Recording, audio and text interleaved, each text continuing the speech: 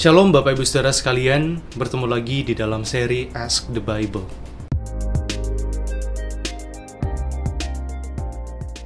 Saudara, hari ini kita akan melihat sebuah perbandingan atau sebuah tipologi antara dua tokoh, yaitu Elia dan juga Yesus.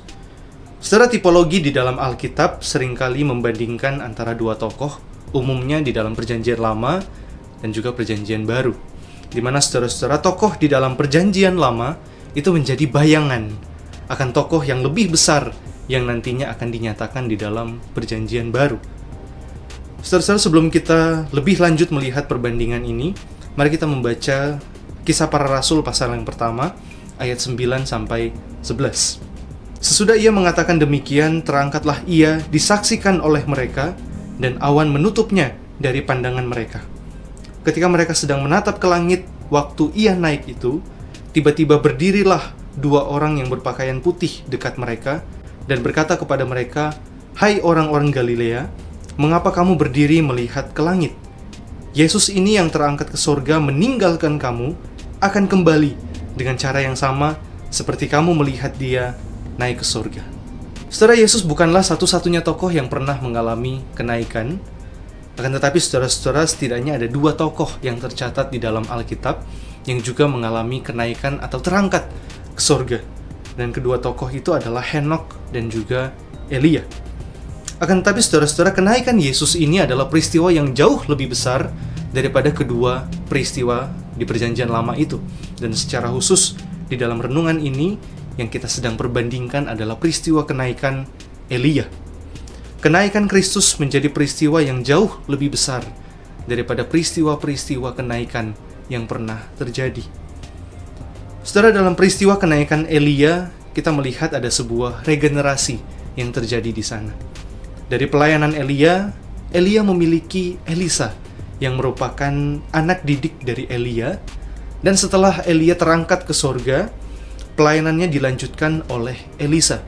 Dan Alkitab mencatat ada banyak sekali mujizat-mujizat yang dilakukan oleh Elisa.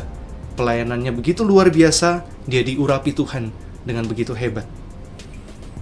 Saudara-saudara, setelah Tuhan Yesus naik ke sorga, ia memberikan seorang penolong yang lain, yaitu Roh Kudus yang kemudian berkarya di dalam hati setiap murid-murid Kristus, mengajarkan mereka tentang segala sesuatu yang pernah diajarkan oleh Kristus, dan bahkan mengubahkan hati setiap murid-murid Tuhan, sehingga mereka dengan penuh keberanian dimampukan untuk memberitakan Injil dan mengabarkan kabar baik tentang Kristus. Saudara, peristiwa kenaikan Elia yang kemudian pelayanannya dilanjutkan oleh Elisa menjadi penggambaran akan sesuatu yang jauh lebih besar, yaitu pelayanan Tuhan Yesus yang setelah ia terangkat ke sorga, ia mengutus Roh Kudusnya, dan Roh Kudus itu bekerja di dalam hati setiap murid, mengubahkan mereka dan bahkan memampukan mereka untuk dengan penuh keberanian memberitakan Injil.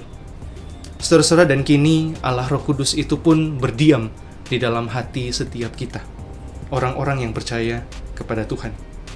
Roh Kudus ada di dalam hati kita dan berkarya melalui hidup kita, sehingga kita pun memiliki bagian di dalam rencana besar Allah, dan kita diberikan sebuah tugas untuk memberitakan Injil kepada orang-orang yang belum pernah mendengarkannya.